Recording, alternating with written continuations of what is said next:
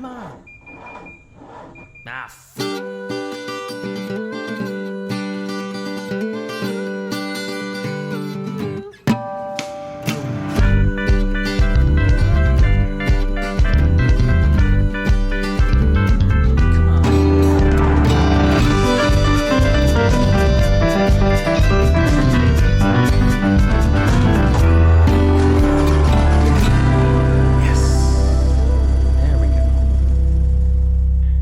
Hey, what is going on, everybody? Welcome back to the only podcast produced by three two-time winners of IMSA's Spirit of the Race Award. You're tuned into the Check Engine podcast. We're hosted on Anchor.fm, but we are streamed worldwide on all of those favorite platforms that you use to listen to your podcasts. My name is Nick. Back with me, as they are each and every time we do this, for the most part, are my two co-hosts, Andrew and Tristan. It's been a little while, guys. How you guys doing? Good. I'm great. I'm just feeling good. Feeling good on a Wednesday. That's right. It's actually a Sunday, but whatever. Come on. You got some news, Andrew, right? There's a new purchase, huh? I didn't know if I should brag about it. I didn't know if I should, but we have our own podcast. Why not brag about our stuff? And it is a car podcast. It's the fun part. That's true. I did yesterday. I bought an Elantra N-Line. I traded in the Veloster, got the Elantra N-Line. That car is sweet. I'm excited to have it. So I owned an Elantra like back in 2005. Mm-hmm. They're not remotely the same car. They probably should have changed the name just because they're so different. But GM should have done with the C8. I'm not doing this with you. But no, it's I mean, what can you say about a car you've owned for a day? But I am super happy with it. That's good, man. And you still have a car that runs in the Michelin Pilot Challenge, because that's true. I do. Brian Herta just keeps spitting out Hyundais like crazy. Yeah, so I you know what I have? So it's the color is lava orange is what they call it. It's a weird color. It's pretty much red, but I have the 50th or the anniversary IMSA sticker right on the side. That thing looks sweet. The gold on the orange looks amazing. Oh, so classy. Super slick. 10 out of 10 would approve. Absolutely. But yeah, it's essentially the same engine I had, right? It's the 1.6 liter. I did get the DCT, which is awesome. Like, it'll skip 2 gears in either direction. It's a really, really nice system. They really refined it. And I think it's the best version of this car that they've made, essentially. Hyundai. They've made the chassis so much better. It rides like leagues above anything they've put in this class before. It's so nice. I'm such a huge fan of it. Awesome, man. Congratulations. Thanks. So I'm excited to see what other N-line things come down the pike and how they compare. You and I discussed the N-line Sonata. Should I talk about that too? And I think that's just more excitement for this brand. For me, I think it's it's literally with every day more and more interesting. Yeah, oh yeah, I was for real. Just briefly, when I was at the dealership, they pulled around the Sonata N-Line first. They, whoever the kid was, like, got the wrong car. And so I went and drove that first while they got the Elantra. And the Sonata the N-Line is so good. It's an amazing car. The gearbox is fantastic. The ride is serene or aggressive if you put it in like the Sport Plus. Sure. The 8-speed, that's an 8-speed DCT gearbox. That is awesome. But when I went to park it back in the lot, I flew into a rage, like a genuine... I don't even know what to call it. I was so fucking angry because of the push button gear shift. I'm not mentally capable of handling that. The car to me is perfect. That gearbox is so bad. I can't handle it. I would not want to dissuade anyone from checking this car, and everyone should drive it. It's amazing. But it blew my mind how badly I reacted to that. It simply could not be born. No, absolutely not. Well, if that floats your boat, folks, you can still go check it out. But Andrew, Everyone should go drive the Sonata N line. Everyone should go drive it regardless. yeah. Well, congrats on your Elantra, dude. I'm looking forward to seeing it in person, potentially driving it if this pandemic thing ever dies down and we're allowed to. I can sit in your seat, but that's gonna be awesome. Tristan, you got anything big on your end? No. Okay. Well, except we all three of us have something big on our plate for tonight. This intro is a little bit of a mislead. We have what is, for me, sorry other guests, the most exciting interview we've ever done on this podcast. We will have the man, the myth, the legend, Bozi Tatarevic. Did I say that right? Tatarevic. Bozi Tatarevic on this podcast in person, finally, for real. I could not be more excited, actually, to pull the curtain back. We've already recorded it. It's amazing. It's the best content ever. But we are actually here to talk to you about something else very special. This is a huge episode. This is a very big episode for us. For real. We got an opportunity also to try something really interesting from Carly Connected Car called the Universal Adapter. Yeah. So the Universal Adapter is, I think a lot of you, if our listeners, are probably, relatively familiar in one way or another with the OBD port on your car. If you're a car person, you may be more involved with some of the technical aspects of it. If you are not as much a car person, but you enjoy listening to our podcast, it's that port under the dash that, in the state of Wisconsin at least, they use to check your admissions for your license plate. And if your check engine light goes on, that's how they figure out what the heck it is. And the Carly Universal Adapter, basically, it's a tool to bring some of that home for you. The capabilities of it kind of straddle the line between, a full garage tool, $1,300. My experience is like the Volkswagen, the VagCom. It's like a $1,300 system hooks up to a big Windows computer. Big mess, but you definitely need it if you have a garage.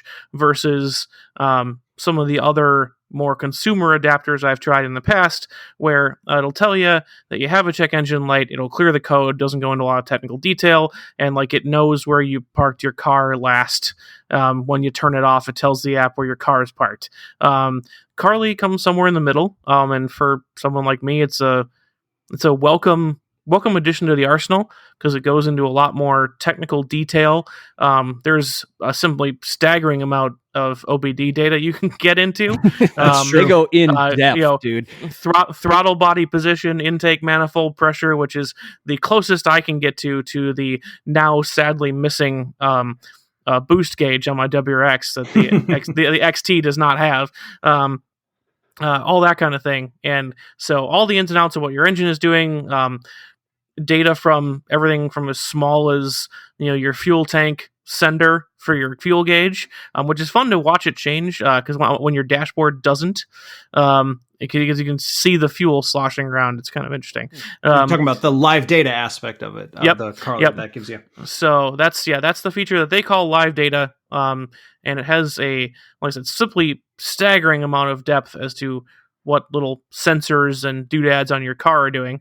And it's really cool, but it's super user friendly. I was talking to you guys about it previously when we were kind of discussing the product, and I've had basically every kind of iPhone connected car doodad you can probably think of, and those are always like simply voodoo to get connected. Yeah, like turn the car on, turn it off, plug the adapter in, turn the car back on, pair the adapter, turn everything back off, including your phone and your soul, and then turn it back on again. Please turn your soul off.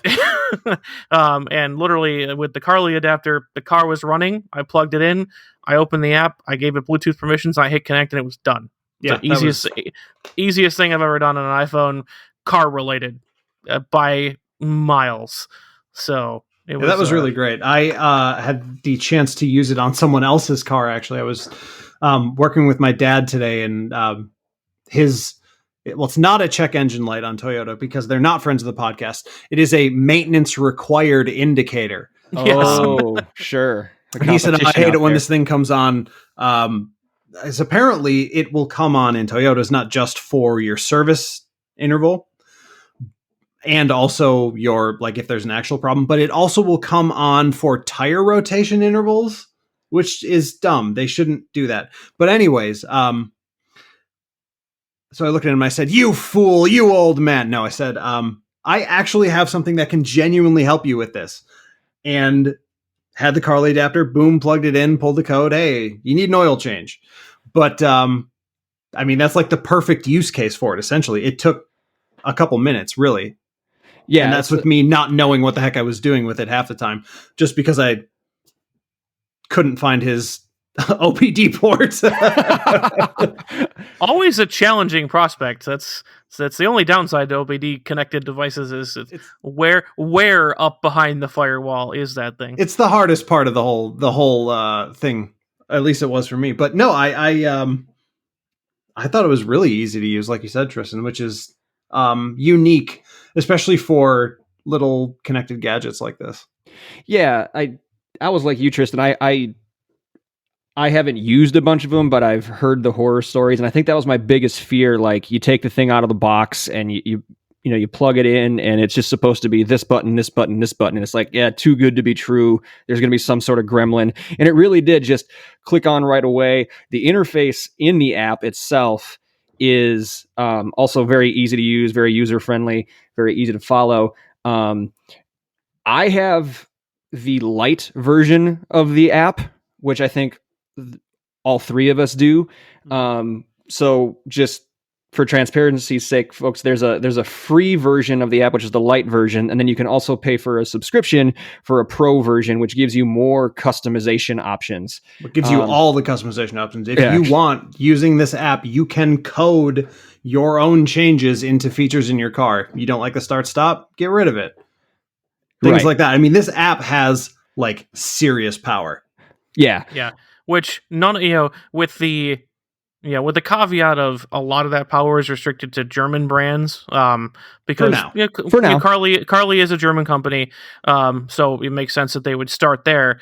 But some of the stuff is really it does kind of straddle the line between a service device and a consumer device. Like, one of the craziest things in my opinion for current cars is that you can't do your brakes at home, because your electronic parking brake has servos that if you just force them open, they break. So one of the features in this thing is putting your brakes into service mode. Like, this is designed for people who are in the garage working on their cars, not just, I want to change my dashboard color, or I want to turn off the start stop, or, I want to look at my intake pressure because I don't know what it means. It's a very useful tool from what I've seen. Yeah, absolutely. So the light version gets you your emissions check. Basically, it runs all the same data points that you would, as Tristan mentioned earlier, going for your license plate. You can get the live data feed, which has more than 30 plus parameters for free. You can get more for the subscription, but it has 30 plus parameters that you can run checks from, like he said, intake, manifold, pressure, etc. And then just a general health check you can run as well. They're working on features like a used car check, which I think is going to be awesome. Definitely. When it's done. Excited for that. That would be basically a check that you could run on a car you're looking to buy that would show you even things like odometer changes, which can be done. And this would tell you that it looks like, hey, this digital odometer here that normally you wouldn't know, now you know it's been tampered with. That's cool. I like that. The way I see myself using this, guys, is obviously if for whatever reason the check engine light comes on in my Focus, we can plug it in right away. But other than that, like when I go to do my general maintenance, Andrew, you mentioned tire change, oil change intervals. When I'm doing that kind of stuff, rotating the tires, changing the oil, get that basic stuff done. My first start of the engine after that, I'll plug the adapter in.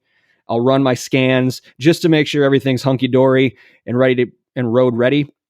And then it's going to be a perfect tool for that. If you all are wondering how to get one of these, you go to mycarly.com, CARLY.com, and you need to buy the OBD scanner, which costs you about $70. And then you can download the app for Apple or Android. And you have the app, the light version of the app, at least for free right there on your phone. The cool thing about it is the folks at Carly are helping out Check Engine podcast listeners. So if you go on and you purchase one of these scanners, when you're checking out, they will provide you, the CEP listener, with a 15% discount. And the coupon code for that is CEP15, CEP15 when you're checking out to get that adapter. We can't thank Carly enough. It was a great tool for us. We appreciate them working with us on this. And we really think, as Tristan said, no matter what level of car mechanic you are, you can find you can find a great use for this thing. So thank you so much to the folks from Carly. Again, it is mycarly.com and the code is CEP15. Yeah. Now, mind-blowing content ahead. You guys, this mind-blowing warning. I just want to hype it more. They're about to go listen to it. I just want to hype it even more. This is probably the best thing we've ever done, and the three of us had little to nothing to do with it. So get ready. We were just sitting there. Exactly. Here we go. Bozi Tatarevic next.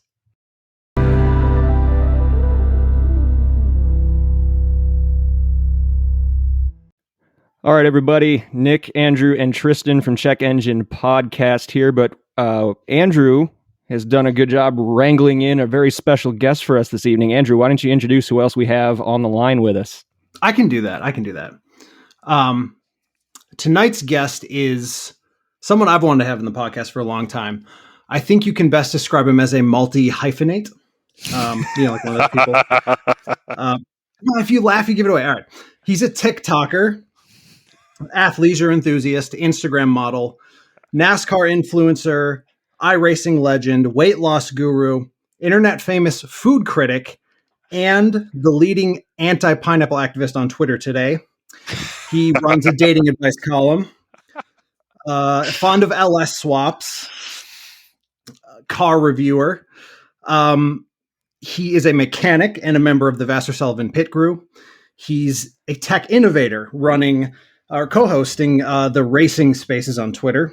He has bylines at Haggerty, Jalopnik, Road and Track, The Drive, Auto Week, and all those places you all read, formerly known as Hoonable. It's your favorite auto writer's favorite auto writer, the one, the only, Bozi Tatarevic. Wow. I don't know what to say now. I feel so special just entering this with all of those, and like the things that are most important, like the pineapple, like that got top mention. So I'm very, very happy with everything you brought together here. Oh, thank you. Well, I mean, it just comes up so often. We have to make sure that that's pride of place right there. So right off the bat, Bozi, could you critique the intro? We're not used to big intros, so we're open to feedback on them. This intro is probably the best intro I've ever received on a podcast. So hey, you guys did well. Yes. I feel extra special because usually the intro is, this is Bozi. He tweets stuff sometimes and he pits cars and he writes things, and like this is like way above and beyond. So I'm very impressed, and like I don't know if I can say anything to top that. Like I feel like there's a high expectation for me, now to like deliver during the episode with good commentary to match that intro. Well, you just gotta accept the flowers while you're here. That's fair. That's fair. I like it. Or we can just say thanks for coming on and just that works. That works. Thank you. Maintain the mystery. I'm pretty chill, so it works out either way. But I do appreciate the fancy, very kind of complex intro there. Oh, my pleasure. Let's start with current events. How was Sebring? Sebring was good for the first few hours when we were running in the top 2, top 3, and leading laps for certain portion of the race, and then we lost a lap because we had to do a small repair. Basically, I had to fix a duct for the brake cooling, and that just kind of set us back a little bit. And then we got back out. We gained that lap back, got back into the top 3, and then a prototype punted us off the track. broke that's some right. broke That's broke right. some suspension components, shredded a tire, and did all kinds of stuff. So, we got it fixed. It took us about 20 minutes to fix, which meant we lost about 10 laps, and we just never could gain that back because we only had about 3 hours left. So, car was good. Drivers were awesome. And the pit crew guys I work with, and everybody behind the scenes, it was just everybody was just really synced up. But it's just it's one of those racing deals, as they say. We got, in the middle of a bunch of prototypes, and one of them decided to go through us and went off track. And unfortunately, that ended our day. And kind of same deal with our sister car. They were kind of in the same position. Both very strong cars, and they were in the lead with like an hour and a half to go, and they got hit too. Coincidentally, in the same right rear corner, they got hit by a Porsche, and that also took their tire down, so they had to pit and lost the lap while they fixed the tire and all that stuff. So it was great. I would say the first 7 hours was pretty excellent, and then the last 3 hours was kind of rough. But generally, Sebring, is a fun track. Sebring, the town, but just seeing, whoa, the town, yeah, and it's not a whole lot to do or see. Like you can go to the Mexican restaurant, or there's the place, the fancier place, Faded, and that's that's basically the two things you can go do there. Or you can go to Publix. There's not there's like other places. If you go, if you want to go, find a trail to go for a walk, or or go to the beach or whatever, those are options. But there aren't options in Sebring. Like my favorite track to go to is Laguna Seca, just because there's so much stuff there. Like last year, I already have a plan of exactly what I'm going to do when we go to Laguna Seca. I know that I'm going to arrive there. I'm going to go have, dinner outside the day we arrive, somewhere by the beach. And then the next morning I'm going to get up at 6, go to the French bakery, get some baked goods and some coffee, and then go to the track. So I have, and go eat my baked goods and drink my coffee, sitting on the beach at 7 a.m. and go to the track at 8. There's this whole plan. In Sebring, it's middle of Florida. There's not a whole lot to do there. Yeah, it's big and flat, right, Nick? We can attest to that. Corroborate that story, yeah. But one thing is, though, now this is pre-COVID when Tristan and I were down there, so there was probably more people in there than you had this year. But it's basically like a spring break party in the infield with with a race going on, right? The crowd is crazy. Sure. Yeah, that makes sense, and that part is cool. I think from a spectator standpoint, I love Sebring, but now there were some decent amount of fans, but still, with COVID and everything, it's still not like it was in the past. And hopefully, once the pandemic is past us, we'll be able to have crowds like that and parties like that again. So I can definitely see it from that standpoint. If you're there just partying for the whole weekend, outside of COVID times, it's an awesome experience. It's just completely wild. I know we pass, by different places, and there's just random things on fire. So I'm guessing people are having fun, So, I like this guy. He makes the association between fire and fun. Yeah. So if there's a stack of couches on fire, I assume somebody's having fun. That's true. Yeah. So back to the actual, the racing side of it, though, it seems like Daytona and then into Sebring here, you guys have had really good, consistent, competitive pace. It's just been kind of the wrong side of the racing luck, right? The racing god. Pretty much. Yeah. What's needed as you go into Mid Ohio here? What gets that breakthrough? Just more luck, pretty much. I mean, we spent the off season preparing. So the teams moved down here to North Carolina, to Charlotte, and there's just a big group of people that's been brought in. People from all kind of worlds as far as motorsport is concerned. So we have IndyCar people, NASCAR people, WEC people. There's just this whole mix of people now with different backgrounds that Jimmy and Sully have brought in to try to make the team better. So everybody contributes, and we've been practicing. We've been working on the cars all off season. We've been trying to be the best that we can. And from my point of view, from the pit crew side, we are 30-40% faster on everything we do over the wall during a race than we were last year, just because we've spent so much time practicing. Yeah, so we can pit the car now in a pace that's almost competitive to a NASCAR pit crew. So we're getting very close to that edge, which gives us opportunities for stuff to do tires and things like that during previously what might have been like fuel only stops and stuff like that, which is not a huge deal in these sprint races, but for the longer races, it can be helpful. And it just gives us an opportunity to do other stuff on the car where we can change the tires and then go clean or do tear offs or whatever before, the car is ever fueled. So like from my point of view, very focused, and I know that we can get it done. I know that, we have good cars, good parts. Like the 14 car is a fresh chassis this year, for Daytona. So it was, fresh build over the winter. We did some testing at Daytona and at Sebring, and, just everything's really well done. We just need a little bit better luck. So at Daytona, we had some stuff with some cooling stuff that just, happened, and we, it wasn't enough time for us to, tear it down. And then here at Sebring, we just had both cars just had incidents on track that they weren't, just wrong place, wrong time. It wasn't anything that, our driver did. It's just not, being in that portion of traffic and getting hit at the wrong time and, just ruined our day. So last year we won Mid-Ohio. So we're very, we're looking forward to it a lot this year.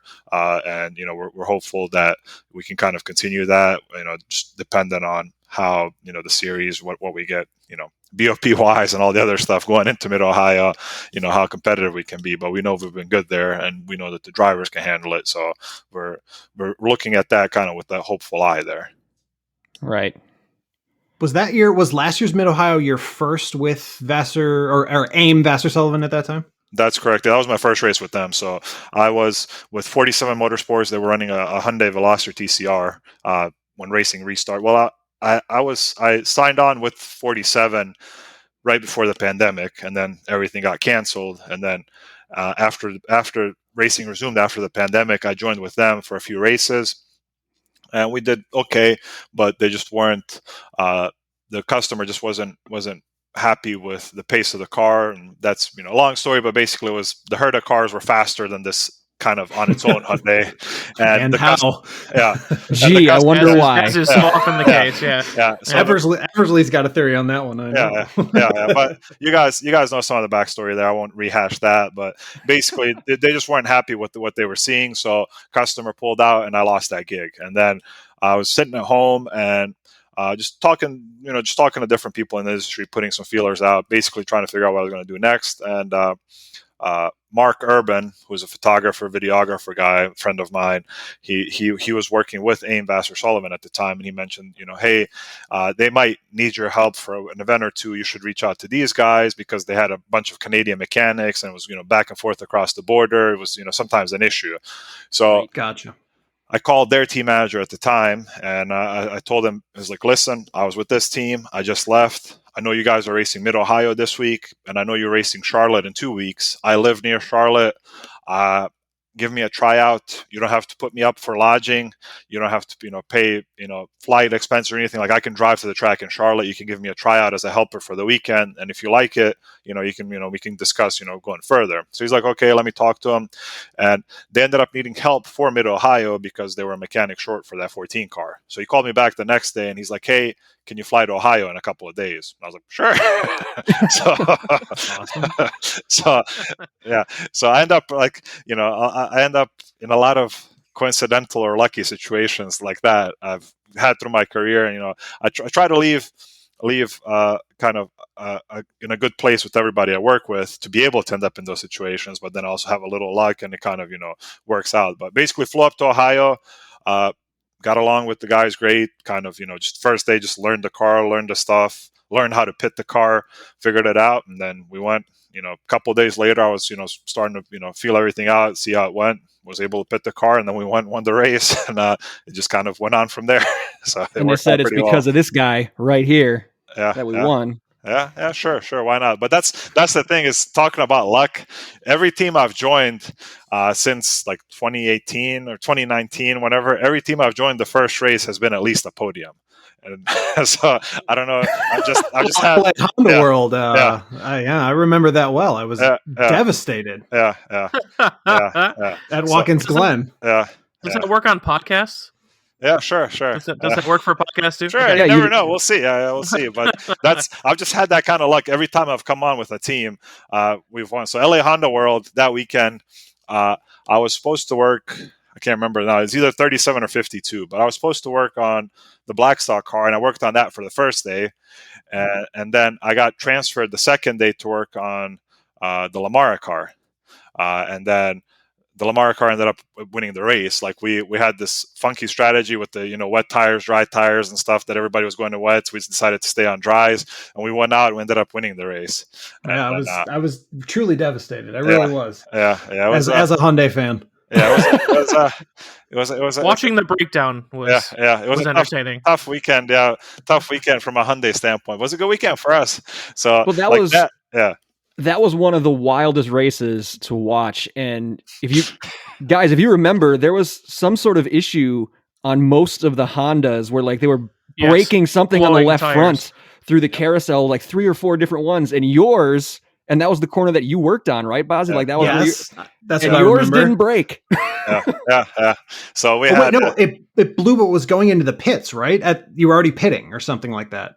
We had one session. We had the tire go down. So basically, what was happening there?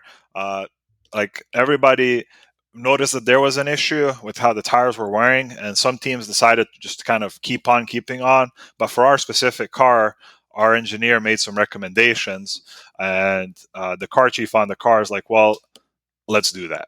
So let's do that, make some recommendations, basically to be less aggressive on the camber and a couple of other things on that corner. So we lost some performance, but we got some longevity.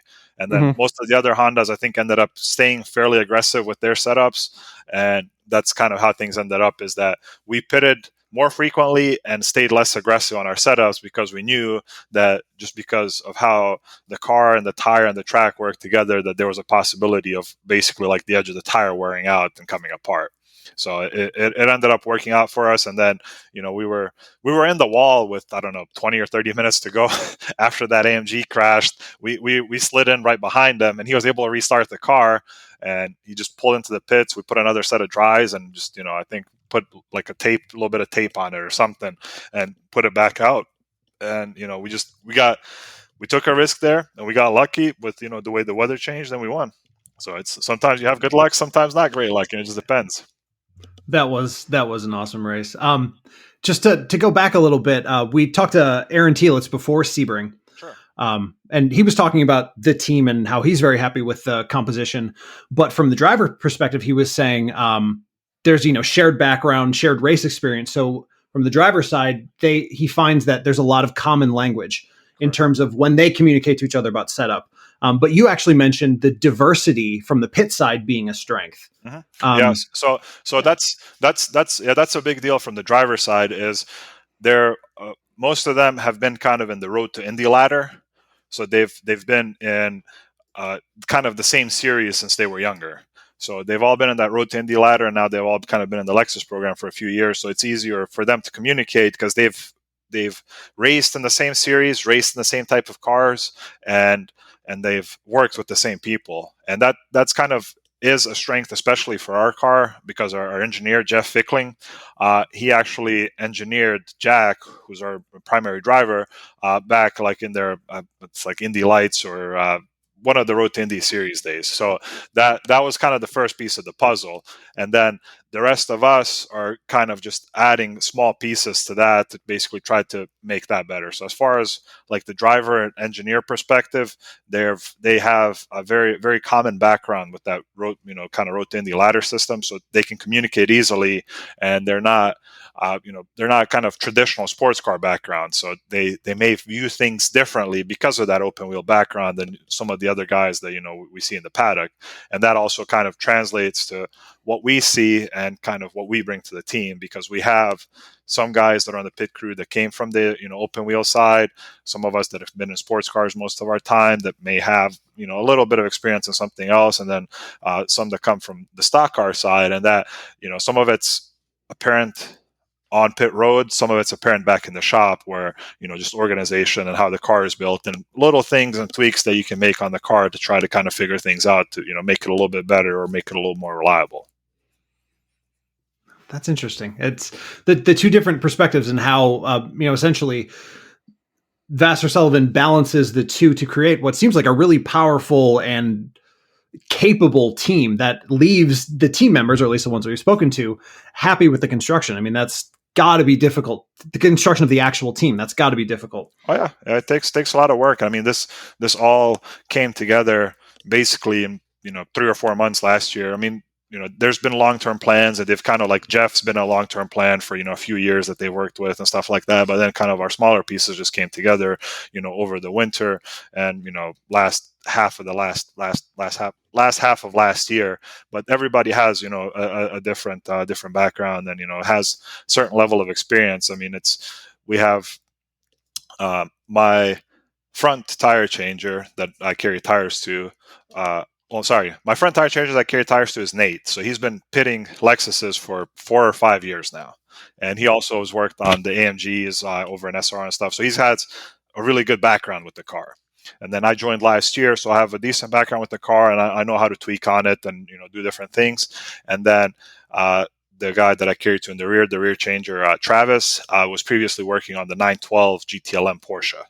So, and on that car, he was also their pit crew trainer, basically. So that kind of, for our car, we have kind of those 3 pieces. As far as the tire side is, we have Nate that knows the car in and out really well for making changes. I'm kind of the middle ground between knowing what Nate knows and being able to help, Travis get along in the beginning.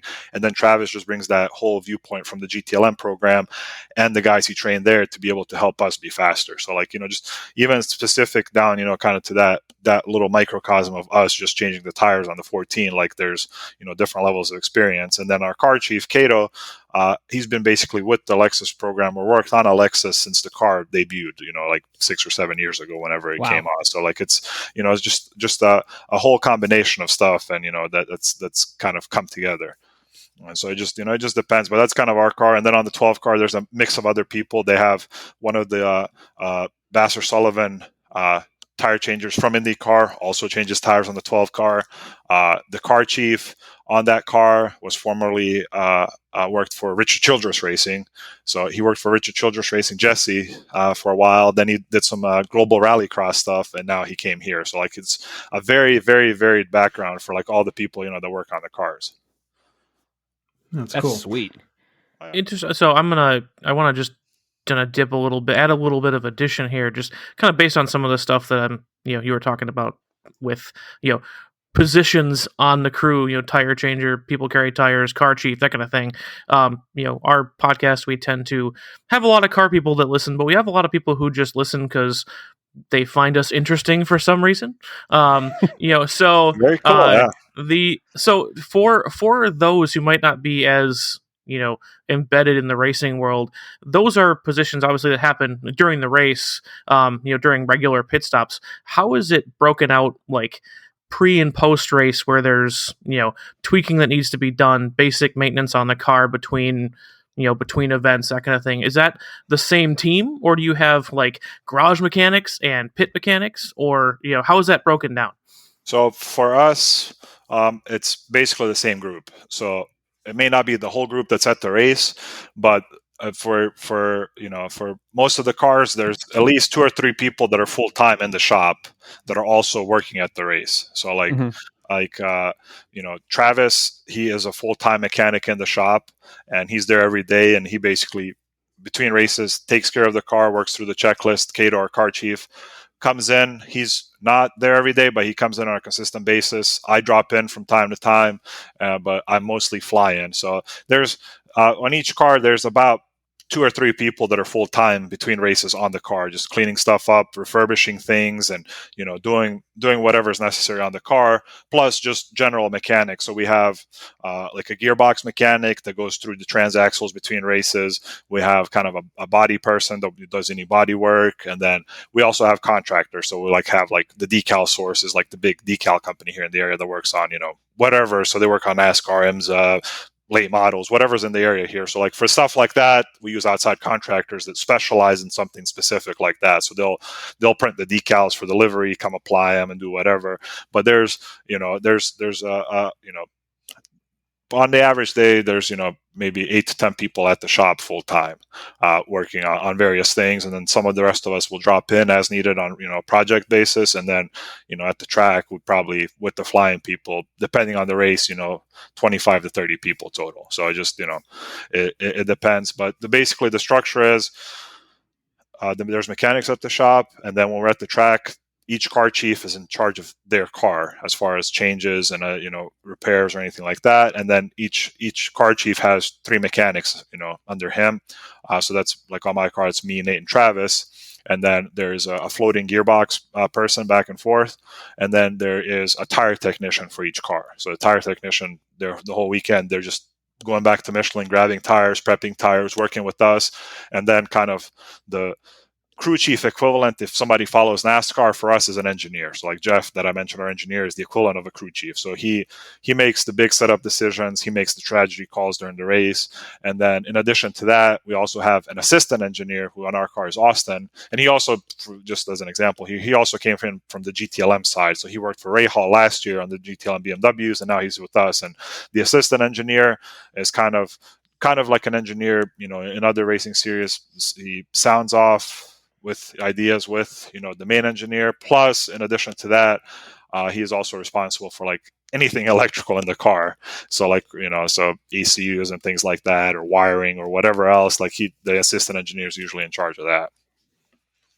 Sure. Hey, one quick tangent question, Andrew. I know you got something else you want to move on to, but we're talking about the team makeup. What do you got to do, Bozi, to be a spotter? And like, we know someone, we had a former guest who spots for IMSA teams, and he's got a couple Indy 500 gigs. I think that would be an awesome job. So like, what do your spotters do when the cars aren't on track? And can I be one? So in IMSA, that really depends on the race. So like for Daytona, we usually have 2 spotters, and for Daytona, we actually hire spotters from NASCAR, because that's before the NASCAR season starts. So there'll be basically Cup spotters from NASCAR, a couple of them that'll come, and they'll work in 8-hour shifts for the 24. So they'll fly in the day that practice starts, and we'll see them maybe for a short meeting for 15 minutes before that, and then all of our communication with them after that, especially with these COVID restrictions, is over the radio. Yeah. So it's that's kind of Daytona. Sebring is also similar. Depends from team to team. Usually one spotter can handle the whole 12-hour run. And for Sebring, it's usually back to IMSA spotter, so whoever the team contracts. And for a lot of teams, that can be drivers a lot of the time, where it'll be a driver that doesn't have a seat for the weekend, or a driver that's at the track and maybe running in another series. So like they might be running in Pilot Challenge and then also spotting for WeatherTech, or it might just be a guy that's just spotted. That's all he's ever done. He has that background and he's got a contract with the team, and then just comes up. So it's kind of tough thing, I think, to get into just off the bat, but it's possible to network your way in. And it's all about being in the right place at the right time, which unfortunately now with COVID restrictions and all that is a little tough. But that's kind of how the best way to get in there is just to know people. That's kind of all I can say. And it's and you can get in for some of these smaller races, and for some of the shorter races like the the sprint races, the very short races, there might not be an outside spotter if it's not necessary for the track. It might just be the engineer or the assistant engineer just watching 20 camera feeds and going off of that to tell the driver what to do and where to go. Sure. Depending on how it goes. But there's a variety of backgrounds, and for certain places like Daytona, it's very significant, and then in other places like some of the sprint car races, it may not be as significant. But it's I think if you get some experience, I think oval spotting experience is valued on the IMSA side, even though it's a different field, just because it's such, you have to be so quick with the oval races, whether it's NASCAR or even some of the local leagues, and that gains a high respect. So that might be a quicker path into becoming a spotter. Got it. So I got some work to do. Yeah, All right. oh, A little bit. yeah. I mean, just I think you just kind of have to basically start out, locally if you can, just like with any of this stuff. So if there's, Yeah, sure. a local, short track or something where you could, just volunteer to get on with somebody and just learn the basics from a local spotter, then you can kind of, go from there. I mean, that's with anything else, even, my background, that's literally how I started, just, volunteer on with friends or, whoever you can find running grassroots stuff, and then see if if you like it, and then you can get some experience and kind of go from there.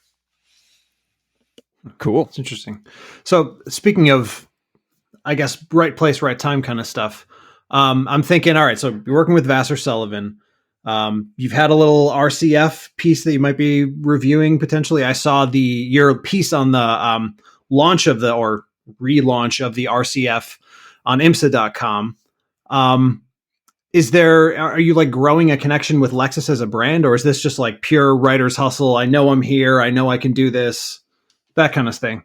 That's pretty much how it is. I mean, I do know some other people from Lexus just because we see each other at the track, but the cars I review are actually from my previous kind of rider connection to Toyota and Lexus versus the team connection. Whenever I've worked in racing, I've tried not to mention anything from like my rider side, social side. Like I like to show up, I'm just another mechanic. Eventually people find out because, I'll tweet something and, they'll see people tweeting about or asking about me. So that's how that goes. But like the car stuff is mostly from my writing side. So I know the Lexus people, and it worked out with this IS500 story I did for IMSA.com. IMSA actually asked me, one of their people asked me, they're like, hey, we need somebody to write this. And, we can't really fly in one of our freelancers for a 3-hour event. And like, you're at the track already. And like, can you just go over there and look at the car and, give us a little write up about it? So I was like, I think I can do that. So like in that case, knowing the Lexus people made things a little easier. In the fact that I was able to just walk over and see one of the Lexus people and be like, hey, IMSA assigned this to me, can you guys put me on the list for, this thing?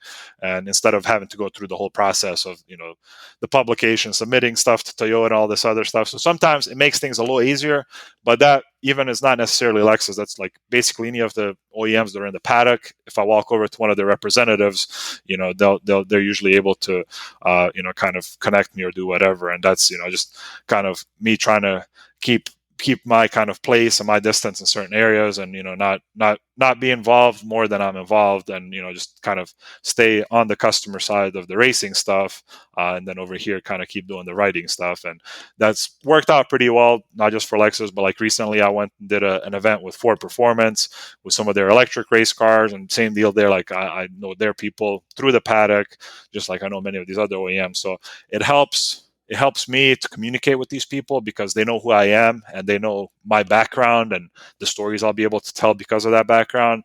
But other than that, there's really not like any like special connection or, special access that I get. Like I know I got like the IS500 launch details. I was on the same embargo as all the other journalists. So everybody, even the people that are writing from home, everybody got the spec sheet at the exact same time, which was that Friday at like, 3:00 or whatever for the 7:00 reveal. So it's, but it works out if I'm nearby and it can be helpful. And it's a good point of reference, especially for something like that engine, because I worked with the race version of the engine, so I can use that background. But I've also been able to use that background for other stories, even NASCAR stories about, knowing what the pit crew goes through and, what that stuff looks like. So it works out pretty well. That's interesting. I guess I feel like it might be hard to resist the temptation to pull media passes for all of these tracks that you go to, simply because I'm sure you probably could. But then you're just taking away team time, right? Yeah. And that's technically what happened last year. So I wasn't actually planning on racing last year. So last year I was like, I'm not going to do any racing this year. I'm going to focus on writing. I want to do some big racing stories and stuff like that. I was like, I had some stuff going in the winter, doing some NASCAR Next Gen stuff. I was like, this is cool. 2020, I'll cover NASCAR, maybe cover some IMSA. So I started the year by applying for a media credential for IMSA. I went to the Roar before the 24. Met up there with like AMG and Corvette and Toyota actually, which is also another funny story there. But so I met up with all these people, and I got talked with IMSA. They gave me a media hard card. And I was like, I'll cover the season, try to find some of the cool technical stories. So I came back from the 24, and then Corvette invited me to join them for the 24-hour race. So I went down and was there with Corvette, kind of shadowing their people, plus doing like all my other stuff and sending info up to some of the publications I was working with. And I was basically just kind of helping with live blogging the 24, sharing stuff on Twitter, wherever I could, kind of, doing what I could there. And then, so that was my plan. I was like, I'm going to try to do this for the rest of the season, sell some stories. So I did like 2 or 3 stories from that race. And then I went to the Daytona 500, and I was actually with Toyota at the Daytona 500. They brought me down after talking to some of their people, and Road and Track had something they wanted to do with Toyota at the 500. So Road and Track reached out to Toyota. I made the connection. It kind of all worked out. So while we were at the 500, I ended up meeting with the TRD folks there, and I got like 3 or 4 different stories about just like cool random stuff, like the simulator they have here in Salisbury and things like that. And they were like, Toyota was like, well, this is cool, we like what you're exposing because people haven't asked about this. And they're like, do you want to go meet the Lexus team at Sebring?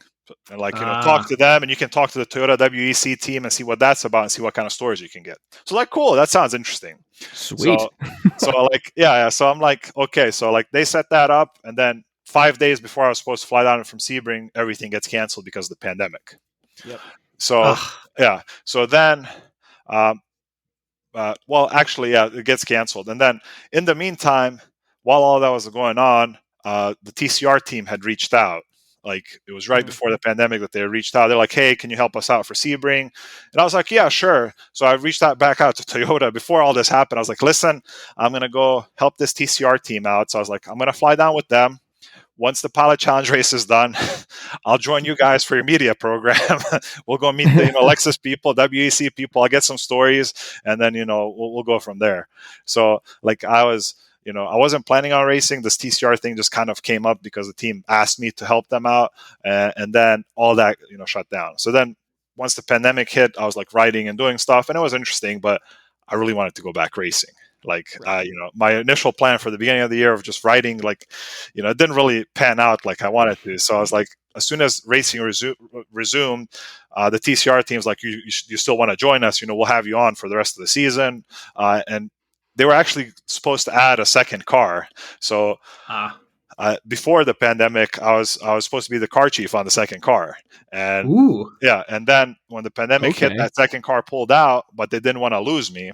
So they're like, well, you can just be, an assistant mechanic, basically, just help the car chief on this other car, just so we have you, so, we can figure some stuff out, So that worked out. And then the rest of the story kind of goes from there. So I was on a media hard card basically the whole season. Yeah. Because that's what I initially planned. And then most of the teams I worked with had to either contact IMSA and explain the whole situation, or they just purchased like a single event mechanic credential because they just didn't want to deal with the whole process. so I was like the only person last year that had access to the garage, and then also to the other side of the bubble where the media center was that didn't have garage access, because I had both credentials. So it was you could literally go wherever you wanted, just pretty whatever much, card you want to flip up as you're walking past security. Pretty much, yeah. So that was an interesting experience. And then I had covered some of these WeatherTech teams, and I'd mostly worked on the Pilot Challenge side. So, most of those people in WeatherTech kind of knew me from the media side. So it was always an interesting experience, when they just see me pop up in a mechanic uniform or pitting a car. And then, hey guys, what's up? Just got to look what's on your hat that day. Yeah. So it's, but I enjoy it. I like the flexibility. I like seeing all the different angles, and I just, I enjoy just, hustling and doing stuff. So it works out. Yeah, that sounds like the dream, honestly. I mean, as someone who's only had media access for the Road America IMSA race, was that 2 years ago now? Oh man, so long ago. But that was game changing. It's so different to be able to actually see stuff up close, get shots, and it was amazing. Oh yeah. Let's see here. What I guess while we're on the topic of freelancing, I feel like you're kind of in a unique position, not just because you kind of go back and forth between the racing side and the writing side, but it seems like people who follow you will also follow both sides of that, or people who may have found you through IMSA stories or even through the NASCAR stuff, then follow you back and forth. Do you think that you like intentionally craft stuff to have a broad appeal, or is it just a natural voice for you to write things in a way that engages people so they follow you? Well, I try to make it so there's a broad appeal. So like I know that, it's just the nature of the sport is that NASCAR has a much larger following than IMSA. So like for me, coming from the IMSA side, I try to make that connection so that I can get NASCAR fans to be interested in IMSA, because there's this many NASCAR fans and then this many IMSA fans, and if I can get even 2 or 3% of these NASCAR fans to check out an IMSA race or any other sports car racing, that's like a big win. And that's I tried to kind of relate things not only between IMSA and NASCAR, but between IMSA and NASCAR and other forms of racing, and that's why I tried to go watch or try to be involved in all other types of racing, because I feel like it can help for me to write or tweet or do whatever from kind of a broader standpoint to be able to help others understand. And it also makes me better as a mechanic, a pit crew person, or whatever it is. So I'll try to go, whatever type of racing it is, whether if it's just watching modifieds at a local short track, or watching ice racing, or dirt racing too. So that's I've watched a little bit of dirt stuff, and now next month I think I'm going to have an opportunity to actually work on some sprint cars. So that'll be interesting, and you'll see somebody familiar in a sprint car that I'll be going with as far as who's driving the car. So it'll be Look at the teaser. Yeah, it'll I be. think very I know where this is going. Yeah, it'll be very interesting. But I'm going to let him, make that announcement when the time is right. But basically, a friend that's a driver, a sports car driver, is going to go drive a sprint car next month for a smaller team, and we're just talking, and he's like, yeah, they're a smaller team, and he knows that I've been interested in basically working. Like, I'll work on whatever. Like, if somebody invites me out, they're like, hey, this is different, I know you haven't worked on this, you want to come work on it with us? I will usually say yes, because I just want to learn and know what it's about.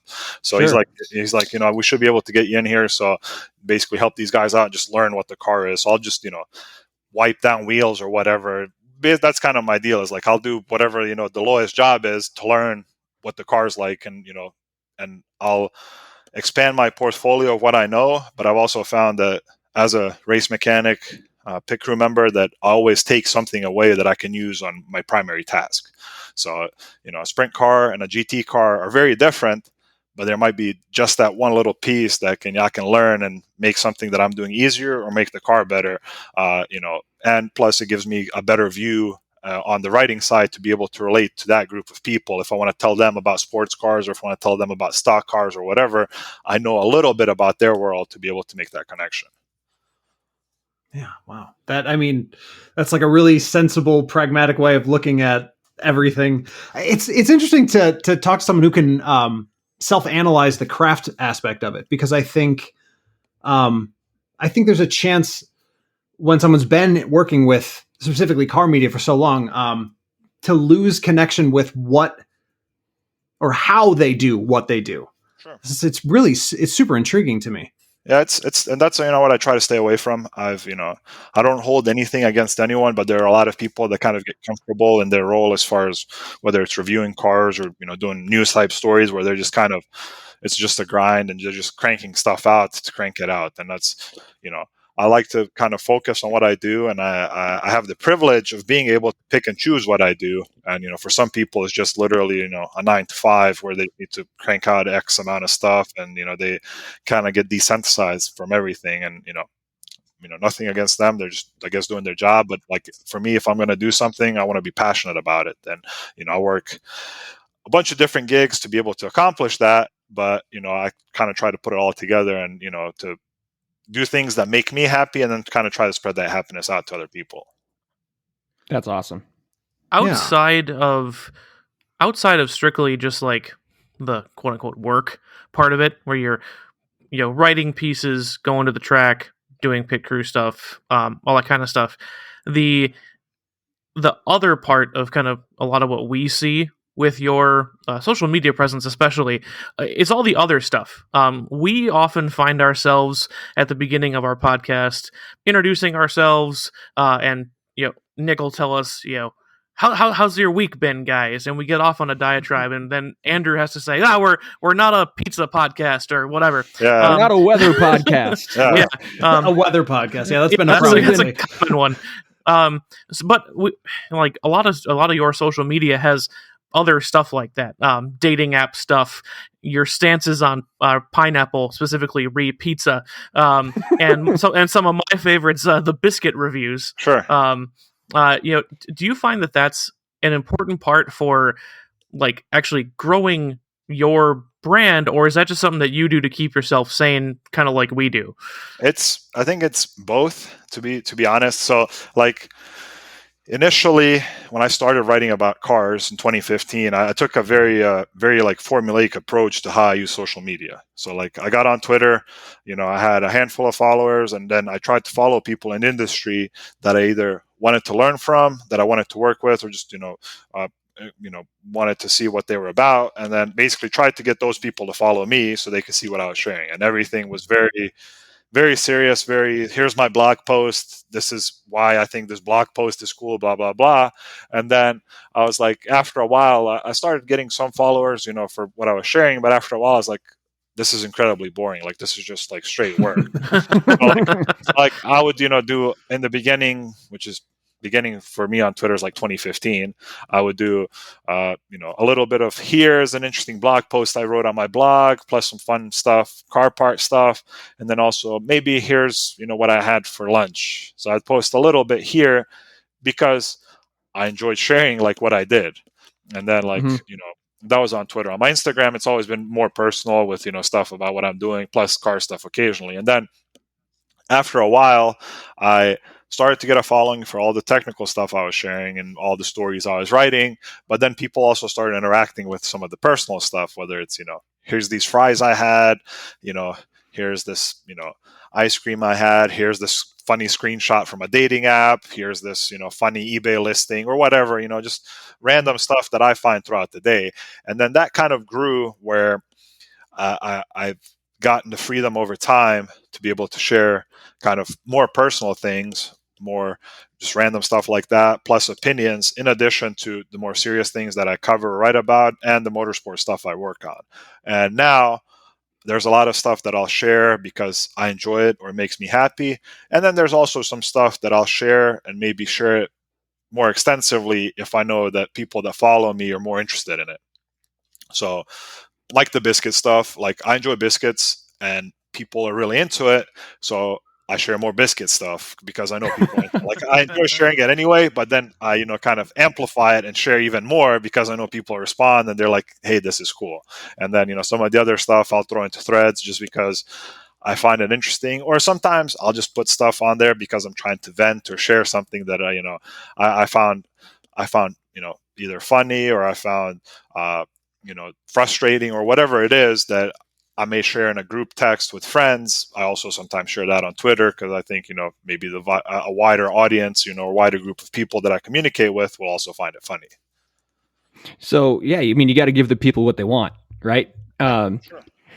So do you see car media in general kind of going this direction and using social media as like a primary source instead of just like a link repository? And like, do you think that should impact the way others might see or consume just car media as a whole?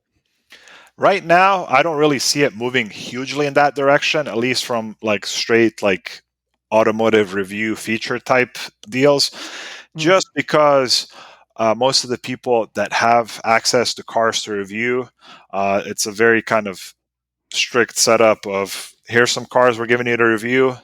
Can you give us the links to where you publish these, whether it's on a blog or or this magazine or wherever? So it's still in that kind of sense, it's all still very traditional.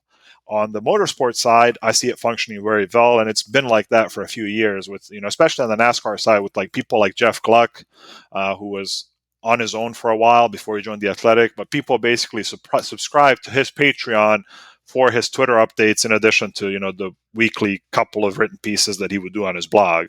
And that's kind of the same thing with a lot of these other people that get hired.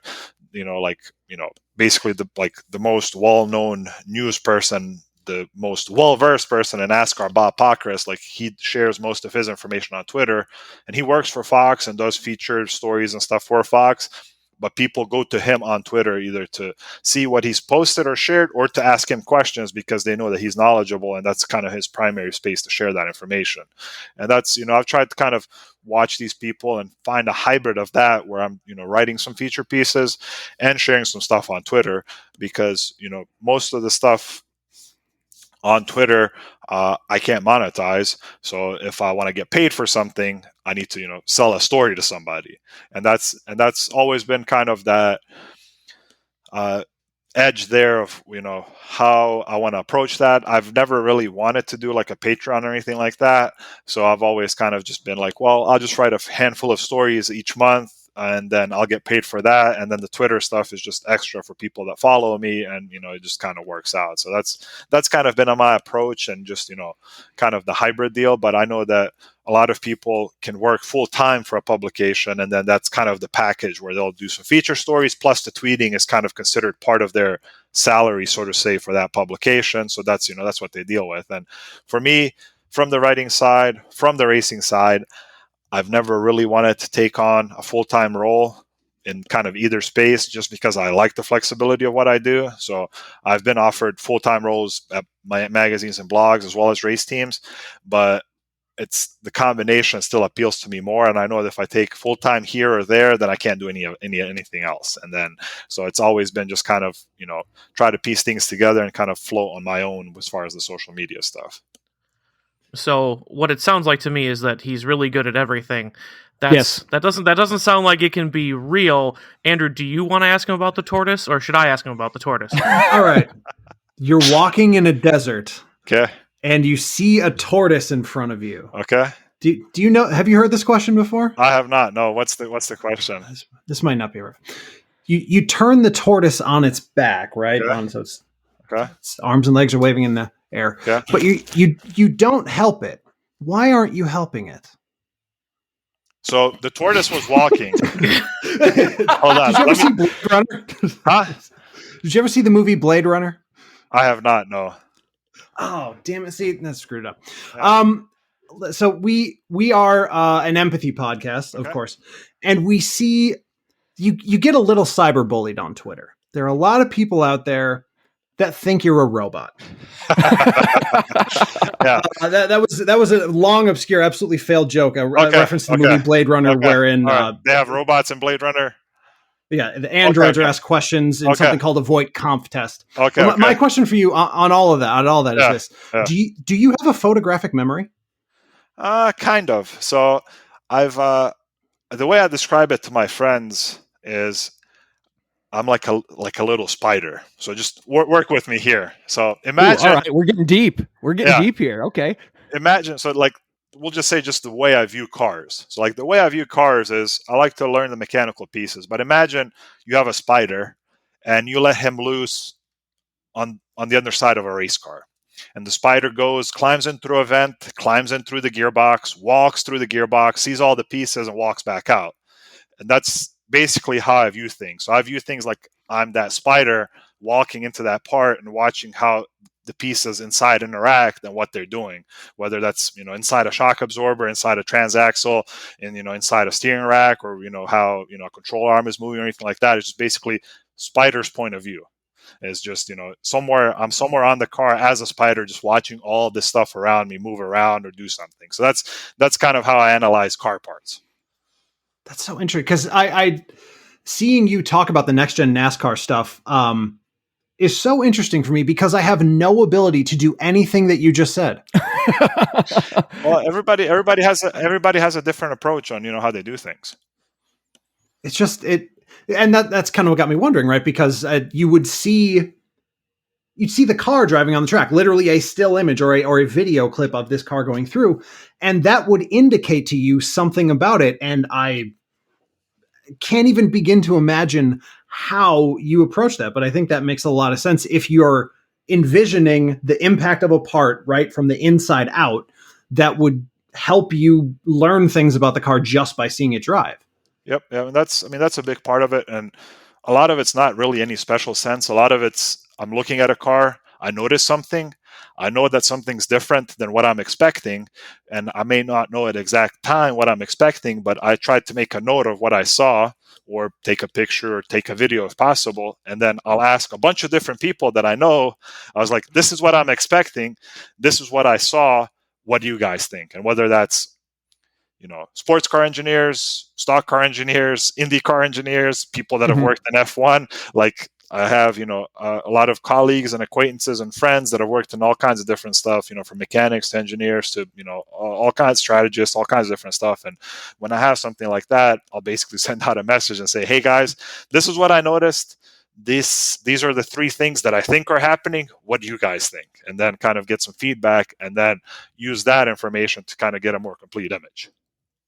And that implies a certain curiosity. Myself, I was the kid that always disassembled a pen and then couldn't get it back together again because I was curious how it worked, but I never asked anybody any questions about how to get it back together in the dark. Apparently, yeah. Was that kind of the same for you, where you were always kind of interested in how things worked, or were you interested in how cars worked, and which direction did that go? Just kind of I was overall. I was always interested in how things worked. So I remember I was probably like, I don't remember, but I've been told. Let's say like that. I was probably 4 or 5 years old. Fair. And at that time, I had figured out how to open my dad's toolbox and pull tools out. So apparently, for like a week, I was pulling tools out, figuring out what tool fit the bolts for the dinner table. Like they held up the legs for the dinner table. So like I was collecting these tools, and eventually I figured it out. So I would try different ones and then stash them. And then basically one night, once I figured out what would fit to loosen the bolts for the legs, I started loosening them. Yeah. And yeah, you know what happened next is, things started falling. And that was like always my curiosity, is taking things apart to see how they work. So like even as young as 4 or 5, I was trying things out and, trying to see, take them apart and see what's inside. So were your parents angry that the table fell apart, or were they like more intrigued, like, hey, at such a young age, he's curious, we may have a future engineer on our hands? Like, how did they react? I'm not even mad, I'm impressed. So they actually bought me like children's tools.